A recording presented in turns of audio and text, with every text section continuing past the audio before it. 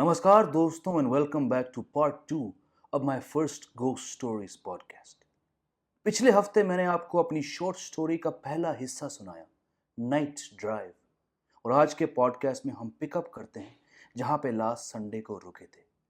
Mister and Mrs Rathore रात को एक पार्टी से घर लौट रहे हैं, एक हिल स्टेशन में, और अचानक एक हवा घर के सामने उन्हें एक बूढ़े अंग्रेज दिख जाते हैं जो उनसे अपने घर तक लिफ्ट देने को पूछते हैं।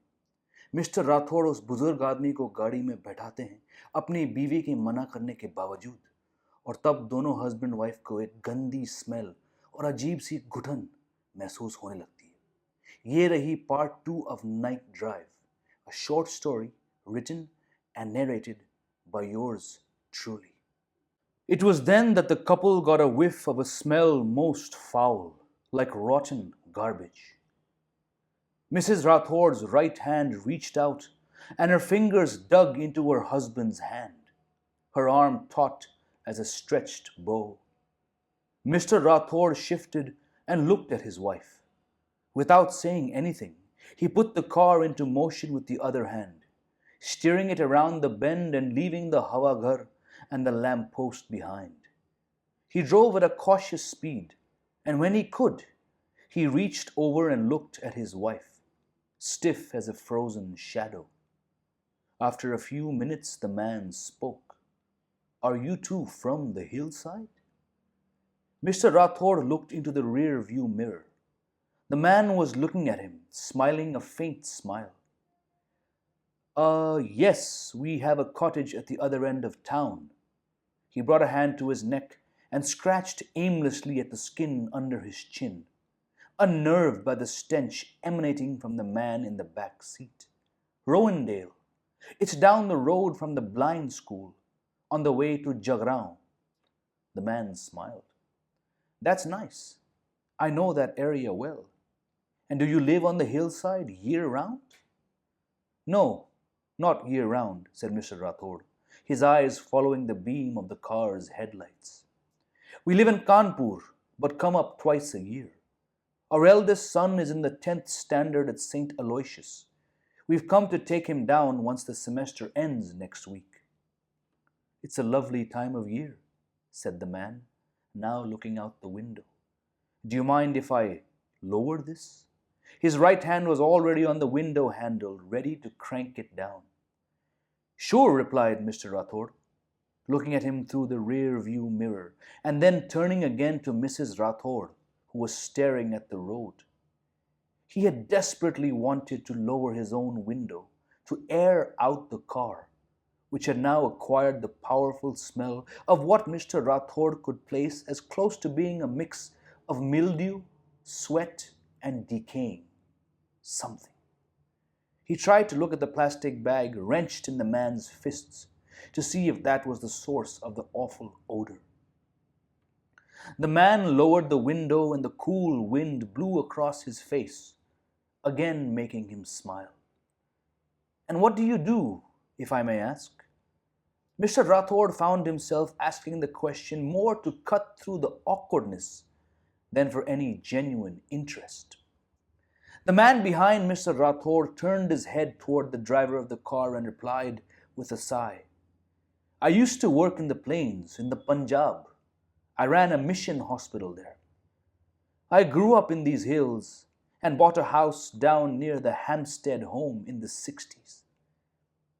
Okay, said Mr. Rathod, his mind running over the names. Hampstead home. He had heard of the old bungalow. God, how he wanted to get out of the car and breathe fresh air. Sitting next to him, her fingernails gnawing at her husband's wrist, Mrs. Rathod felt nauseous.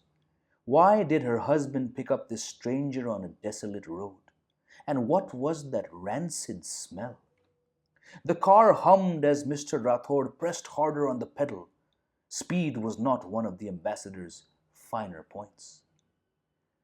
The headlights made the mild drops of rain shimmer against the dark. The man's voice snapped the silence. "What brings you two out this late?" Mrs. Rathod's grasp on her husband's wrist tightened. She was pleading with him not to utter another word, to stop the car and ask the man to get out. "My wife and I had gone for dinner to a friend's," replied Mr. Rathod. His nose crinkled at the smell. He knew they were approaching the end of the back road and that ahead was the artery that connected to the main town. It was peak tourist season, and there were sure to be some tourists or locals at the square. Next to him, Mrs. Rathod hoped the same. "Very nice," said the old man. "I don't get out much myself. I was on the way back from the plains after some brief business down there, and then the car broke down. It was not a flat. No, something inside the engine. I waited to see if anybody would pass by, but after a while I decided to walk. Poor Nora must be a wreck by now." "Don't you carry a mobile phone?" asked Mr. Rathod. The man shook his head and grunted. "Nothing doing. Can't wrap my head around those things." "It would have come in handy in your situation," offered Mr. Rathod, now trying hard not to become overpowered by the foul stench. He looked at the rear view mirror to observe the man, the pinched pallor of his wrinkled, handsome face, the feverish brightness of his blue eyes, the shabbiness of his well-made but ill-fitting clothes. His gray hair was wavy and dripped down over his temples. The old man caught Mr. Rathod's eyes in the mirror. The smile had vanished and was matching regards with Mr. Rathod, studiously and intently. That feverishness in his eyes suddenly made Mr. Rathod nervous. Focusing on the road, he steered the car without trying to look back. Mrs. Rathod, meanwhile, had not moved an inch since they had picked up that man. Within minutes, the car rounded another bend, and there in front of them were the welcoming lights of the town. The horizon quickened with activity. Mr. Rathod saw vehicles moving in the distance, the beams from their headlights bobbing up and down in the valley below. Hotels were open, and there were indeed people walking in twos and threes and more. Against the backdrop of sour Hindi film music along the main road. This road led into the heart of town, which would be throbbing with activity by the morning. Next to a dhaba with its shutter half down, a horse was eating a mess of muck from a shallow pile on the road. All this was a brief exultation for the Rathods. Behind them, the old man shifted in his seat. Mr. Rathod tried again to speed up his old ambassador. As it did its best to barrel down the artery, Mrs. Rathod's grasp released. She again pulled her shawl over her shoulders. Approaching the half-shut dhaba, Mr. Rathod spoke firmly, looking into the rear view mirror again. "Sir, I will drop you at the main road next to the cinema." The old man's face changed. It became less human, more a mask. "No, please, my house is not more than a kilometer down the road from the junction," he began to plead. The plastic bag rustled in his grip. "Nora." "No, sir, I'm sorry," continued Mr. Rathod, trying to be firmer. "This is as far as we can go. Please, we've got you this far. I'm certain the hotels opposite the cinema will be open. You can call home or get a taxi from there easily." The man reached out a hand and held the back of Mr. Rathod's seat. His eyes burned. "No, please, it's not far to my house from here. Nora, she will be waiting." Mr. Rathod cut him off, raising his voice. "No, sir, I will drop you outside the Apollo, and you can go in and use the telephone or get a taxi. I'm sorry, please understand." The man started to lean forward. Mr. Rathod sped up and brought the car to a stop at the curb of a 3-star hotel known as the Apollo. It was one of the town's oldest establishments. At this moment, it gave off a feeling of relief for the Rathods. Behind its door were a few people, Mr. Rathod could see from the outside. 2 men, definitely hotel staff behind the reception. On a couch flipping through a magazine, a Sikh man. Another Sikh in shorts and sweater was on the phone. "Sir, you can get down and go inside," said Mr. Rathod. "They will surely assist you." The man said nothing. His eyes were briefly fixed on Mr. Rathod's face. Mr. Rathod thought that he was going to speak, to argue, but he didn't. He sighed again, turned his gaze to Mrs. Rathod, opened the door, and slowly dragged himself out of the ambassador. The door shut, not with a slam. Next to Mr. Rathod's side, the man put a hand on the window and spoke. "Thank you." Mr. Rathod nodded his head and started the car, pulled away from the square. But when he looked back in the rear-view mirror, his eyes widened and his mouth hung open. There was no trace of the man whom they had dropped off under a lamppost on the steps of the Apollo not 7 seconds ago. Nothing. It could not be possible. Mrs. Rathod saw her husband shiver. He looked to her as if he had plunged his head into a bucket of ice water. "Are you okay, Kapil?" These were the first words she had spoken since they'd picked up the foul-smelling passenger under the graveyard. Mr. Rathod gripped the steering wheel tightly. He did not wish to tell his wife that the man they had picked up may have been a ghost. Maybe she knew it, but Mr. Rathod wished not to talk about it.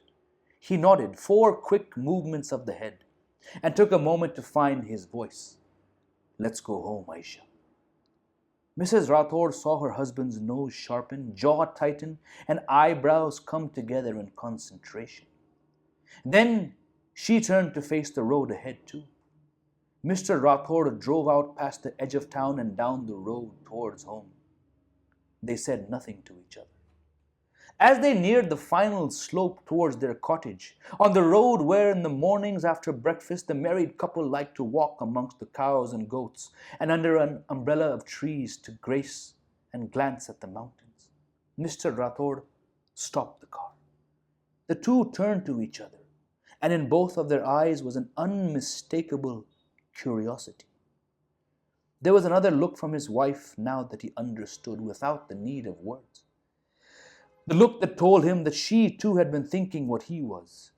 There was a strange, eerie desire that had wrapped itself around both their heads. Was there actually a broken down car near the Tibetan market?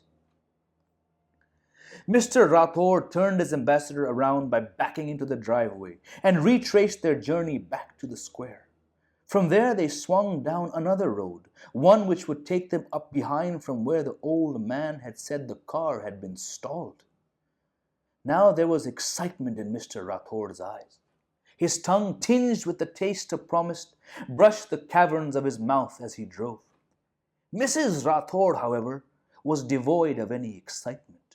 Instead, she wished for a resolution, to wish away the stench, to wish away the man from her thoughts, the man who had never addressed her.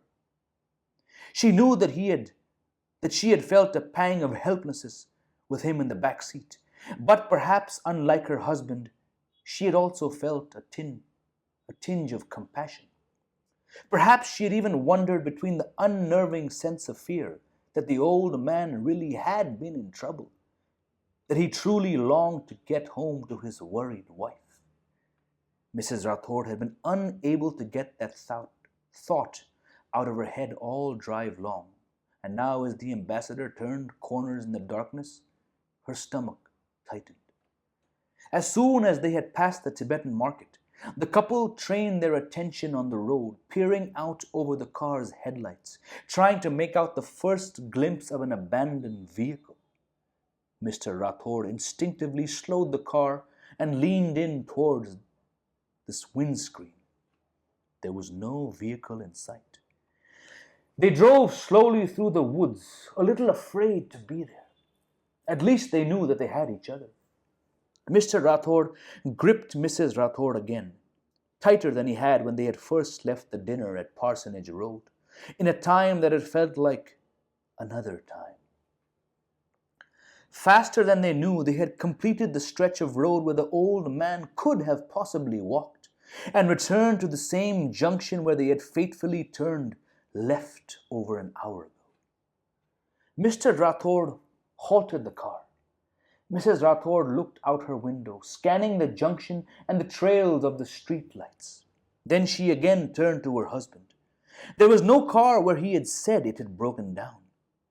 Mr. Rathod was certain that from the rear view mirror he had seen nothing outside the Apollo. Mrs. Rathod could still feel the tingling on her skin from the time the old man had sat in their car, as if a warm ghost had passed it in the dead of night. Now, sitting in the middle of the empty junction in the vibrating Ambassador, Mr. and Mrs. Rathod still could not bring themselves to speak about what had happened. And then, a man's unsteady voice shattered the silence and snapped the Rathods out of their state. Please, please help me. An American accent. The Rathods spun their heads to the left and saw, slowly approaching the Ambassador from the steps of the mission school, a small, stocky, grey-haired Caucasian man in brown corduroy pants and a plaid green woolen shirt. Please, my car broke down on the... Mr. Rathod did not wait to hear the rest. He revved his trusted old Ambassador into motion and sped away into the night. तो ये थी मेरी short story night drive. उम्मीद है आपको पसंद आया। ये मैंने कुछ 10 साल पहले लिखा और एक ट्रू इंसिडेंट पे बेस्ड है जो मेरे साथ 2003 में हुआ कॉलेज में। इसके बारे में मैंने 2019 में एक वीडियो बनाया है। आगे आपके लिए ऐसे और शॉर्ट स्टोरीज के पॉडकास्ट लेकर आऊंगा। So stay tuned. Goodbye for now.